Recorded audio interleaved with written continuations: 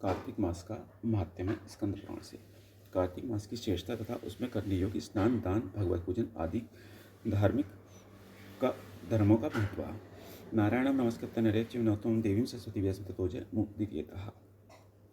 नारायणं नमस्कृत्य नरं चैव नरोत्तमं देवीं सरस्वतीं चैव ततो जयमुदीरयेत्। भगवान नारायण न श्रेष्ठ नर तथा सरस्वती देवी को नमस्कार करके जय स्वरूप इतिहास पुराण का पाठ करना चाहिए। ऋषि बोले, सूत जी, हम लोग कार्तिक मास का महात्म्य सुनना चाहते हैं। सूत जी बोले, ऋषियों, तुमने मुझसे जो प्रश्न किया है उसी का ब्रह्मपुत्र नारद जी ने जगत गुरु ब्रह्मा जी से इस प्रकार पूछा था। पितामह, मासों में सबसे श्रेष्ठ मास, देवताओं में सर्वोत्तम देवता और तीर्थों में विशिष्ट तीर्थ कौन है, यह बताइए। ब्रह्मा जी बोले, मासों में कार्तिक, देवताओं में भगवान विष्णु और तीर्थों में नारायण तीर्थ बद्रिकाश्रम श्रेष्ठ है। ये तीनों कलयुग में अत्यंत दुर्लभ है। इतना कहकर ब्रह्मा जी ने भगवान राधा कृष्ण का स्मरण किया और पुनः नारद जी से कहा, बेटा, तुमने समस्त लोगों का उद्धार करने के लिए यह बहुत अच्छा प्रश्न किया है। मैं कार्तिक का महात्म्य कहता हूँ। कार्तिक मास भगवान विष्णु को सदा ही प्रिय है। कार्तिक में भगवान विष्णु के उद्देश्य से जो कुछ पुण्य किया जाता है उसका नाश मैं नहीं देखता। नारद, यह मनुष्य योनि दुर्लभ है। इसे पाकर मनुष्य अपने को इस प्रकार रखे कि उसे पुनः नीचे न गिरना पड़े। कार्तिक सब मासों में उत्तम है। यह पुण्य में वस्तुओं में सबसे अधिक पुण्यतम और पावन पदार्थों में सबसे अधिक पावन है। इस महीने में 3300 देवता मनुष्य के सन्निकट हो जाते हैं और इसमें किए हुए स्नान, दान, भोजन, व्रत, तिल, धेनु, स्वर्ण, रजत, भूमि, वस्त्र आदि के दानों को विविधि पूर्वक ग्रहण करते हैं। कार्तिक में जो कुछ दिया जाता है, जो भी तप किया जाता है, उसे सर्वशक्तिमान भगवान विष्णु ने अक्षय फल देने वाला बतलाया है। भगवान विष्णु के उद्देश्य से मनुष्य कार्तिक में जो कुछ दान देता है उसे वह अक्षय रूप में प्राप्त करता है। उस समय अन्नदान का महत्व अधिक है। उससे पापों का सर्वथा नाश हो जाता है। जो कार्तिक मास प्राप्त हुआ देख पराये अन्न को सर्वथा त्याग देता है, वह अतिकृच्छ यज्ञ का फल प्राप्त करता है। कार्तिक मास के समान कोई मास नहीं, सतयुग के समान कोई युग नहीं, वेदों के समान कोई शास्त्र नहीं और गंगा जी के समान दूसरा कोई तीर्थ नहीं। इसी प्रकार न कार्तिक समो मासो न कृतेन समयुगम न वेद सदृशम शास्त्रम न तीर्थ गंगायाम समम। इसी प्रकार अन्नदान के सदृश दूसरा कोई दान नहीं है। दान करने वाले पुरुषों के लिए न्यायोपार्जित द्रव्य के दान का सुअवसर दुर्लभ है। उसका भी तीर्थ में दान किया जाना तो और भी दुर्लभ है। मुनिश्रेष्ठ, पापों से डरने वाले मनुष्य को कार्तिक मास में शालिग्राम शिला का पूजन और भगवान वासुदेव का स्मरण अवश्य करना चाहिए। दान आदि करने में असमर्थ मनुष्य प्रतिदिन प्रसन्नतापूर्वक नियम से भगवान नामों का स्मरण करे।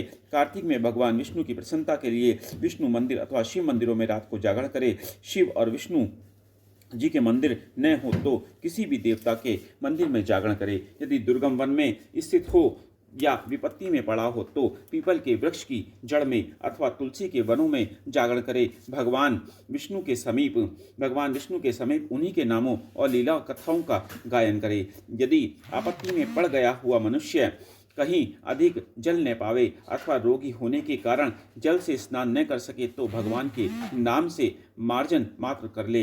व्रत में स्थित हुआ पुरुष यदि उद्यापन की विधि करने में असमर्थ हो तो व्रत की समाप्ति के बाद उसकी पूर्णता के लिए केवल ब्राह्मणों को भोजन कराए। जो स्वयं दीपदान करने में असमर्थ हो वह दूसरे के बुझे हुए दीप को जला दे अथवा हवा आदि से यत्नपूर्वक उसकी रक्षा करे। भगवान विष्णु की पूजा न हो सकने पर तुलसी अथवा आंवले का भगवत बुद्धि से पूजन करे। मन ही मन भगवान विष्णु के नामों का निरंतर कीर्तन करता रहे। गुरु के आदेश देने पर उनके वचन का कभी उल्लंघन न करे। यदि अपने ऊपर दुख आदि आ पड़े तो गुरु की शरण में जाए। गुरु की प्रसन्नता से मनुष्य सब कुछ प्राप्त कर लेता है। परम बुद्धिमान कपिल और महातपस्वी सुमति भी अपने गुरु गौतम की सेवा से अमृतत्व को प्राप्त हुए हैं। इसलिए विष्णु भक्त पुरुष कार्तिक में सब प्रकार से प्रयत्न करके गुरु की सेवा करे। ऐसा करने से उसे मोक्ष की प्राप्ति होती है। सब दानों से बढ़कर कन्यादान है, उससे अधिक विद्यादान है। विद्यादान से भी गौदान महत्व अधिक है और गौदान से भी बढ़कर अन्नदान है, क्योंकि यह समस्त संसार अन्न के आधार पर ही जीवित रहता है। इसलिए कार्तिक में अन्नदान अवश्य करना चाहिए।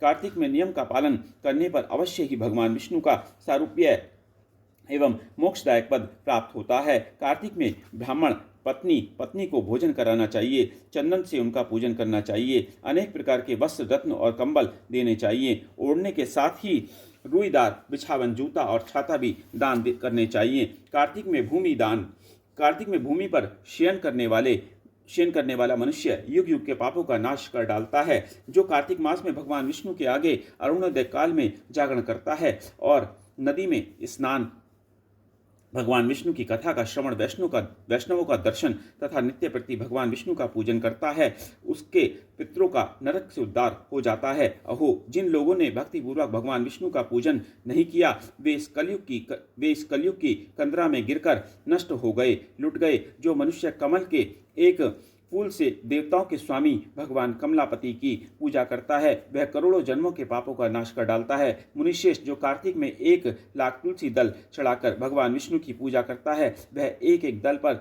मुक्ति दान करने का फल प्राप्त करता है। जो भगवान के श्री अंगों से उतारी हुई प्रसाद स्वरूप तुलसी को मुख में, मस्तक पर और शरीर में धारण करता है तथा भगवान के निर्माल्यों से अपने अंगों का मार्जन करता है, वह मनुष्य संपूर्ण रोगों से और पापों से मुक्त हो जाता है। भगवत पूजन संबंधी प्रसाद स्वरूप शंख का जल, भगवान की भक्ति, निर्माल्य, पुष्प आदि, चरणोदक, चंदन और धूप, ब्रह्म हत्या का नाश करने वाले नारद कार्तिक मास में प्रातःकाल स्नान करे और प्रतिदिन अपनी शक्ति के अनुसार ब्राह्मणों को अन्न दान दे, क्योंकि सब दानों में अन्नदान ही सबसे बढ़कर है। अन्न से ही मनुष्य जन्म लेता है और अन्न से ही बढ़ता है। अन्न को समस्त प्राणियों का प्राण माना गया है। अन्नदान करने वाला पुरुष संसार में सब कुछ देने वाला और संपूर्ण यज्ञों का अनुष्ठान करने वाला है। पूर्व काल में सत्यकेतु ब्राह्मण ने केवल अन्नदान से सब पुण्यों का फल पाकर परम दुर्लभ मोक्ष को भी प्राप्त कर लिया था। कार्तिक मास में अनेक प्रकार के दान देकर भी यदि मनुष्य भगवान का चिंतन नहीं करता है तो वे दान उसे कभी पवित्र नहीं करते। भगवान नाम स्मरण की महिमा का वर्णन मैं भी नहीं कर सकता। गोविंद गोविंद हरे मुरारे, गोविंद गोविंद मुकुंद कृष्ण, गोविंद गोविंद रथांगपाणे, गोविंद दामोदर माधेविति। इस प्रकार प्रतिदिन कीर्तन करे। नित्य प्रति भागवत के आधे श्लोक या चौथाई श्लोक का भी कार्तिक में श्रद्धा और भक्ति के साथ अवश्य पाठ करे। जिन्होंने भागवत पुराण का श्रवण नहीं किया, पुराण पुरुष भगवान नारायण की आराधना नहीं की और ब्राह्मणों के मुख रूपी अग्नि में अन्न की आहुति नहीं दी, उन मनुष्यों का जन्म व्यर्थ ही गया। देवऋषि, जो मनुष्य कार्तिक मास में प्रतिदिन गीता का पाठ करता है, उसके पुण्य फल का वर्णन करने की शक्ति मुझ में नहीं है। गीता के समान कोई शास्त्र न तो हुआ है और न होगा। एकमात्र गीता ही सदा सब पापों को हरने वाली और मोक्ष देने वाली है। गीता के एक अध्याय का पाठ करने से मनुष्य घोर नरक में मुक्त हो जाते हैं। जैसे जड़ ब्राह्मण मुक्त हो गया था, 7 समुद्रों तक की पृथ्वी का दान करने से जो फल प्राप्त होता है, शालिग्राम शिला के दान करने से मनुष्य उसी फल को पा लेता है। अतः कार्तिक मास में स्नान तथा दान पूर्वक शालिग्राम शिला का दान अवश्य करना चाहिए। ओम नमो भगवते वासुदेवाय नमः।